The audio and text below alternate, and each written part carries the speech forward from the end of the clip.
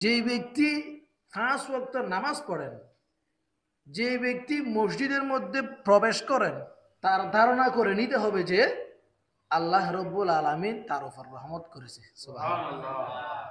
একটু চিন্তা করেন, যখন খেলা চলে, ফাইনাল খেলা, আর্জেন্টিনা ব্রাজিল, বা ফুটবল খেলা, ক্রিকেট খেলা, এই খেলাগুলো যারা দেখে রাতের 3টা বাজে উঠে ওরা খেলা দেখার জন্য বসে যায়, তার কোনো কষ্ট হচ্ছে না? কোনো কষ্ট নাই।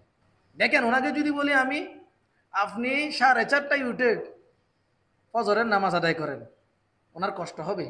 পারবে না উনি। কিন্তু খেলা দেখার জন্য উঠে খেলা দেখতে পারতেছে। এটা হচ্ছে ওনার অন্তরের মধ্যে খেলার এত প্রেম, এত মোহাব্বত, যে খেলার জন্য যে ঘুম ঘুম ত্যাগ করলো, তার কোনো কষ্ট হচ্ছে না। আবার যে ব্যক্তি নামাজের প্রেমের মধ্যে মগ্ন, যে ব্যক্তি নামাজের প্রেমে মগ্ন হয়ে যাবে, তিনি যদি রাতের 2টায় উঠে তাহাজ্জুদের নামাজ আদায় করতে করতে ফজর পর্যন্ত পড়ে, তারও কোনো কি হবে না, কষ্ট হবে না। সুবহানাল্লাহ।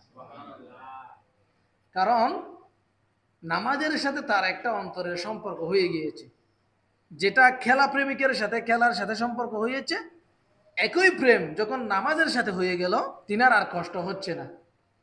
আজান হওয়ার সাথে সাথে তাকে যদি কেউ ধরেও রাখে, তাহলে তিনি যে কোনো প্রকারে হয়ে নামাজের জন্য দৌড়াবে।